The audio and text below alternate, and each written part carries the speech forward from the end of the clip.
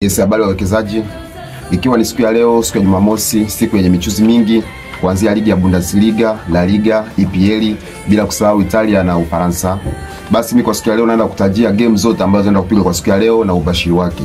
Kitu ambacho nakushauri wewe hapo, kwenye game ambazo nitataja hapo, chukua game zako baadhi. Kama unachukua game 3, 4 au 5 ndio utie mpungo, usichukue game zote.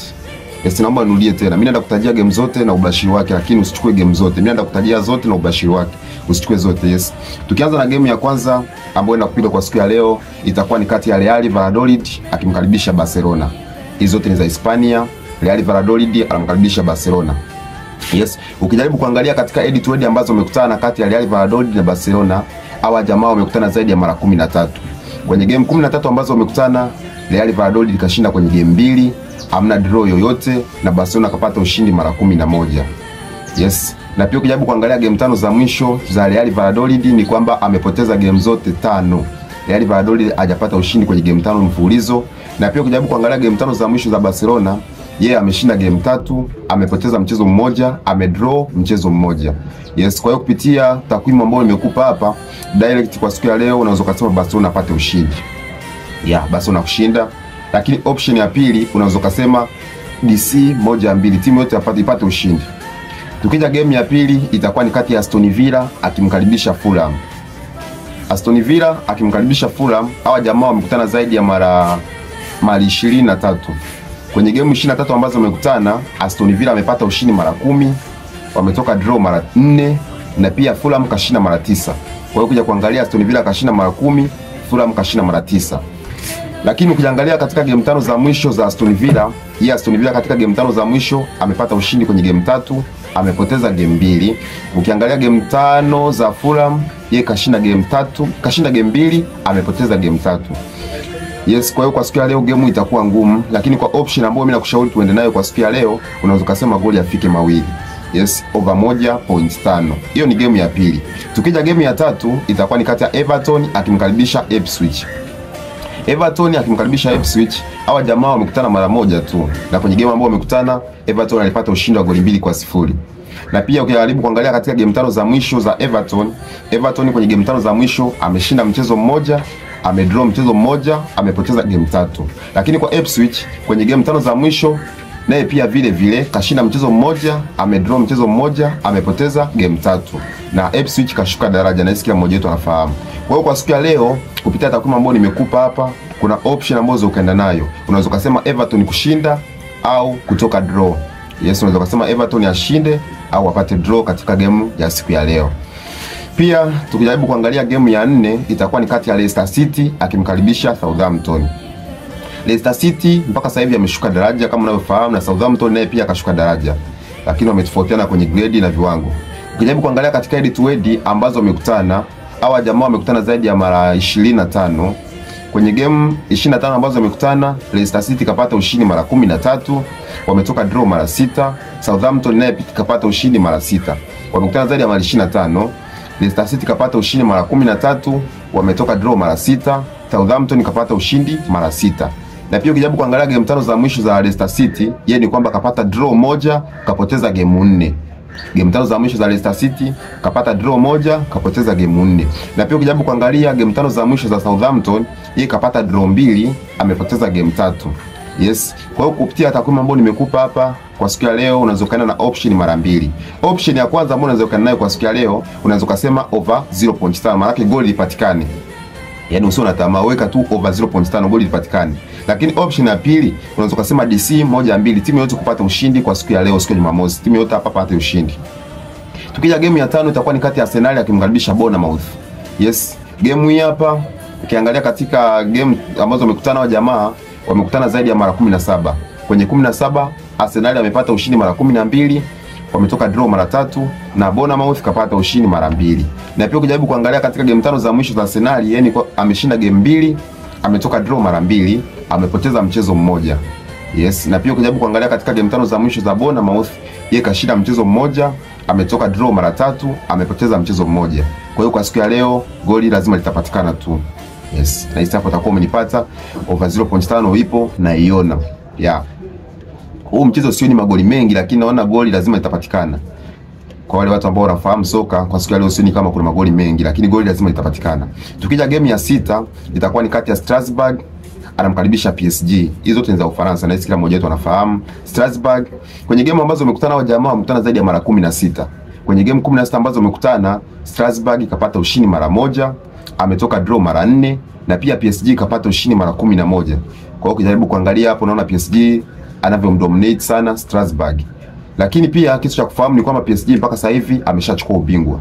Na pia ukijaribu kuangalia game 5 za mwisho za Strasbourg game 5 za mwisho amepata ushindi mara 3, amedraw mara 2.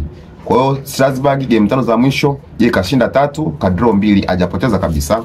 Tukija kwa PSG game 5 za mwisho yeye kashinda 2, ka draw 1, kapoteza michezo 2. Hii ni kutokana na kwamba PSG sasa hivi ana kitu anachokitafuta zaidi ya UEFA.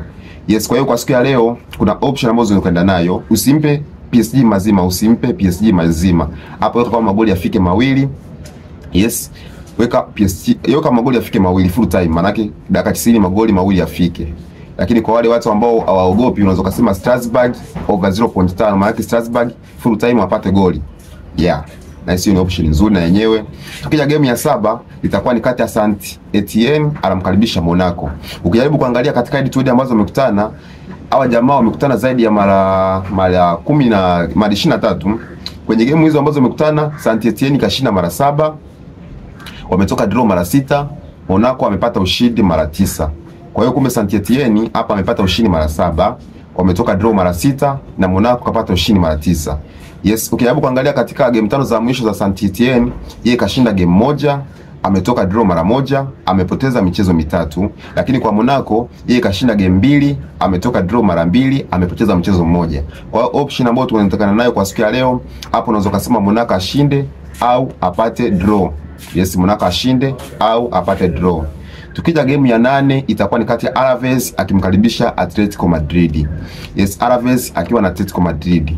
Ukijaribu kuangalia hadi tuende ambazo wamekutana wa jamaa wamekutana zaidi ya mara 15. Kwenye game 15 ambazo wamekutana, Alaves amepata ushindi mara 2, wametoka draw mara 3 na Atletico Madrid amepata ushindi mara 10. Yes, hapo na tutakuwa umenielewa. Ukiangalia game 5 za mwisho za Alaves yeye kashinda game 2, ametoka draw mara 1, amepoteza mchezo 1 akiwa kwenye kiwango bora. Na pia ukijaribu kuangalia kwa Atletico Madrid, yeye game 5 za mwisho amepata ushindi mara 3, amepoteza mara 2. Kwa hiyo kwa siku ya leo unaweza kusema option ya kwanza away to score. Maana unaweza kusema timu ya ugenini kupata goli ambayo ni Atletico Madrid. Kwa hiyo Atletico Madrid over 0.5. Lakini option nyingine unaweza kusema Atletico Madrid ashinde au atoke draw. Yes, hapo na hizo utakuwa umenipata. Option ya kwanza away team to score ambayo ni Atletico Madrid apate goli, na option nyingine ya pili unaweza kusema Atletico Madrid ashinde au apate draw. Yes. Tukija game ya 9 itakuwa ni kati ya Villarreal akimkaribisha Osasuna. Hizo zote ni za Hispania. Ukijaribu kuangalia kati ya mechi ambazo wamekutana Villarreal na Osasuna, wamekutana zaidi ya mara 19. Kwenye game 19 ambazo wamekutana, Villarreal kapata ushindi mara 10, wametoka draw mara 3, na pia Osasuna kapata ushindi mara 6. Ukijaribu kuangalia katika game 5 za mwisho za Villarreal, Villarreal kwenye game 5 za mwisho ameshinda game 2, ametoka draw mara 2, amepoteza mchezo 1. Yes, Villarreal kashinda mara 2, ka draw mara 2, kapoteza mchezo mara 1. Na pia ukijaribu kuangalia kwa Osasuna, game 5 za mwisho ameshinda game 3, amedraw game 2. Kwa hiyo mpaka sasa hivi Osasuna naye hajapoteza mchezo wote. Yes, option ambayo tunaweza kwenda nayo kwa siku ya leo kutokana na viwango vya timu zote mbili kuwa bora zaidi, unaweza kusema over 1.5, magoli yafike 2 full time. Yes, unaweza kusema magoli 2 yafike full time. Yeah. Pia tukiendelea game ya 10 itakuwa ni kati ya Elakos akimkaribisha Feyenoord. Hizo zote ni za Uranzi. Yes. Elakos akimkaribisha Feyenoord. Hawa jamaa wamekutana zaidi ya mara 31. Kwenye game 30 ambazo wamekutana hawa jamaa ni kwamba Elakos amepata ushindi mara 2, wametoka draw mara 7, Feyenoord kapata ushindi mara 21. Yes, hapo unaona kwa namna gani Feyenoord huwa anamtawala sana Elakos. Na pia ukijaribu kuangalia game 5 za mwisho za Elakos, yeye ameshinda game 2, ametoka draw mara 2, amepoteza mchezo 1. Lakini kwa Feyenoord, yeye kwenye game 5 za mwisho ameshinda game zote 5. Yaani Feyenoord huyu kashinda game zote 5. Kwa hiyo kwa siku ya leo unaweza kusema Feyenoord kushinda. Yes, unaweza kusema Feyenoord ashinde, lakini option nyingine ya pili unaweza kusema Feyenoord, unaweza kusema full time magoli 2 yapatikane. Yes, hapo nakuta na hizo utakuwa umenielewa. Option ya kwanza Feyenoord kupata ushindi, hii ni ya Uholanzi jamani. Na option ya pili unaweza kusema magoli mawili yapatikane. Yes. Tukija game ya 11 kwa siku ya leo itakuwa ni kati ya PSV anamkaribisha Fortuna. Yes. Itakuwa ni PSV akimkaribisha Fortuna na yenyewe ni ya Uholanzi vile vile. Ukijaribu kuangalia ile tuwede ambazo wamekutana, hawa jamaa wamekutana zaidi ya mara 13. Kwenye game 13 ambazo wamekutana, PSV amepata ushindi kwenye game 11, wametoka draw mara 2. Fortuna hajawahi kumfunga PSV kwenye game yoyote. Kwa hiyo kwa siku ya leo, na pia ukijaribu kuangalia katika game 5 za mwisho za PSV, PSV game 5 za mwisho amepata ushindi kwenye game 4, amepoteza mchezo mmoja ambao alipoteza dhidi ya Ajax kwa goli 2-0. Na pia ukiangalia katika game 5 za mwisho za Fortuna, yeye kwenye game 5 za mwisho amepata ushindi kwenye game 1, amedraw mchezo mmoja, amepoteza michezo 3. Kwa hiyo kwa siku ya leo option ya kwanza ambayo tunatokana nayo unaweza kusema PSV kupata ushindi, na option ya pili unaweza kusema magoli yafike mawili. Yes. Unaweza kusema magoli yafike mawili. Tukija game ya 12 itakuwa ni kati ya Borussia Mönchengladbach akimkaribisha TSG Hoffenheim.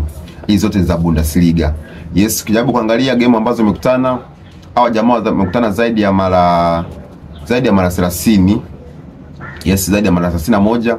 Kwenye game ambazo wamekutana hawa jamaa, Borussia Mönchengladbach imeonekana kwamba huwa anamtawala sana TSG Hoffenheim, ambapo Borussia Mönchengladbach kwenye game zote ambazo wamekutana yeye ameshinda mara 12, amepata draw mara 10, na TSG Hoffenheim ameshinda kwenye game 9. Yes. Yes, hapo utakuwa umenipata kwamba Borussia Mönchengladbach kwenye game ambazo wamekutana ameshinda mara 12, wametoka draw mara 10, na TSG Hoffenheim amepata ushindi mara 9. Na pia ukijaribu kuangalia kwenye game 5 za mwisho za Borussia Mönchengladbach ni kwamba ameshinda mchezo mmoja, ametoka draw mara 1, amepoteza game 3. Yes, na ikumbuke game yetu ya mwisho Jumapili, huyu Borussia Mönchengladbach ndiye aliyetuchania mkeka wetu baada ya kukubali kichapo cha goli 4-3 dhidi ya Osterkieli. Lakini kwa siku ya leo anakutana na TSG Hoffenheim. Na pia ukijaribu kuangalia game 5 za mwisho za TSG Hoffenheim, yeye ameshinda game 1, amedraw mchezo mmoja, amepoteza game 3. Kwa hiyo kwa siku ya leo option ambayo naweza nikakushauri uende nayo, unaweza kusema magoli mawili yafike. Yes, full time over 1.5 ndo option ambayo iko vizuri. Yes, na hisi hapo itakuwa imekaa. Unaweza kusema option ambayo ipo over 1.5. Tukija game nyingine ya 13 itakuwa ni kati ya RB Leipzig akimkaribisha Bayern Munchen.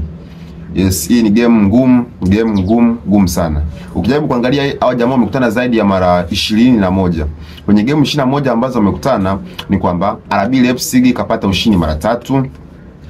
Pia wametoka draw mara 7, na Bayern Munchen amepata ushindi kwenye game 11. Yes. Hao jamaa Leipzig amepata ushindi mara 3, wametoka draw mara 7, na Bayern Munchen kapata ushindi mara 11. Ukiangalia game 5 za mwisho za RB Leipzig ni kwamba ya RB Leipzig kwenye game 5 za mwisho ameshinda game 2, ametoka draw game 1, amepoteza mara 2. Huyo ni RB Leipzig, ameshinda game 2, amedraw mchezo mmoja, amepoteza mara 2. Na ikumbuke game ya mwisho alipoteza dhidi ya Frankfurt. Yes. Ukijaribu kuangalia game 5 za mwisho za Bayern Munchen, yeye kwenye game 5 za mwisho ameshinda game 2, amedraw mara 2, amepoteza mchezo mmoja, na yeye alipoteza dhidi ya Inter Milan. Kwa hiyo ukijaribu kuangalia takwimu hizi hapa kwa siku ya leo, kuna option ambayo unaweza kaenda nayo, unaweza kusema magoli mawili yafike. Lakini option nyingine unaweza kumlinda Bayern Munchen kutopoteza mchezo wa leo. Yes, unaweza kumlinda. Hapo na hisi utakuwa umenielewa sasa. Yeah. Tukija mchezo mwingine wa 14 itakuwa ni kati ya St. Paul's anamkaribisha Stuttgart. Yes, game ya 14 itakuwa ni kati ya St. Paul akimkaribisha Stuttgart. Hawa jamaa wamekutana zaidi ya mara 8. Kwenye game 8 ambazo wamekutana, St. Paul kapata ushindi mara 1, wametoka draw mara 1, na Stuttgart kashinda game 6. Yes, St. Paul kashinda mchezo mmoja, draw 1, na Stuttgart kapata ushindi kwenye game 6. Ukijaribu kuangalia katika game 5 za mwisho za St. Paul's, yeye kwenye game 5 za mwisho ameshinda mchezo mmoja, ametoka draw mara 3, amepoteza mchezo mmoja. Yes, na pia ukijaribu kuangalia katika game 5 za mwisho za Stuttgart, yeye kashinda game 2, amepoteza michezo 2, ametoka draw mchezo mmoja. Kwa hiyo game ya leo itakuwa ni ngumu, lakini kwa option ambayo mimi naweza kukushauri uende nayo kwa siku ya leo, unaweza kusema Stuttgart kupata goli. Yes, manake Stuttgart over 0.5 full time. Manake Stuttgart atoke na goli. Tukija game ya 16 ambayo itakuwa ni game ya mwisho, itakuwa ni kati ya Dortmund akimkaribisha Wolfsburg. Hawa jamaa wamekutana zaidi ya mara 32. Kwenye game 32 ambazo wamekutana ni kwamba Borussia Dortmund ameshinda kwenye game 22, wametoka draw mara 4 na pia Wolfsburg kapata ushindi mara 6. Ukijaribu kuangalia katika game 5 za mwisho ni kwamba Dortmund ameshinda game 3, amedraw mara 1, amepoteza mchezo mmoja. Na pia ukijaribu kuangalia game 5 za mwisho za Wolfsburg ni kwamba amedraw 1, amepoteza michezo 4. Kwa hiyo ukijaribu pia kuangalia takwimu ambayo nimekutajia kwamba Dortmund amepata ushindi mara 22, draw 4 na kupoteza mara 6, option ambayo ipo kwa siku ya leo unaweza kusema Borussia Dortmund over 0.5. Ya kwamba Borussia Dortmund apate ushindi au atoke draw, lakini option ya pili unaweza kusema Borussia Dortmund over 0.5, maana yake Borussia Dortmund full time atoke na goli. Yes, na kwa siku ya leo mkeka wetu ndio utakuwa na game hizo zote 15 ambazo naamini ni holes nyingi sana, lakini chukua game zako 5 chukua game zako 5 weka hapo ili upige mpunga. Na pia nimefungua channel yangu ya WhatsApp kwa wale wote ambao walikuwa wanapenda mimi nifungue group, basi nimefungua channel ya WhatsApp. Ingia pale WhatsApp, search Ali Watan. Yes, search Ali Watan pale utaona group langu ambalo nimefungua kwa siku ya jana. Yes, utaweza kujiunga pale bila kusahau kunifollow pale kwenye channel yangu ili pale nitakapokuwa naweka update ya mikeka uwe unapata taarifa. Na pia kama unashindwa kusearch Ali Watan, basi ingia kwenye account yangu ya Instagram, utakuta pale nimekuwekea linki, bonyeza itakupeleka moja kwa moja mpaka kwenye group langu la WhatsApp. Yes, asanteni sana. Na pia kama hujanifollow usahau kunifollow, kama hujasubscribe channel yangu ya YouTube usahau kusubscribe. Na pia baadaye natuma mkeka mwingine ambao utakuwa na odds chache. Sasa nitaanza ku classify hapo. Nitatuma mkeka wenye odds 5, 10, 15. Pia kwenye comment hapo utaniandikia ni odds ngapi kwa siku leo nataka nikuwekee. Asanteni sana, tuendelee kuwa pamoja.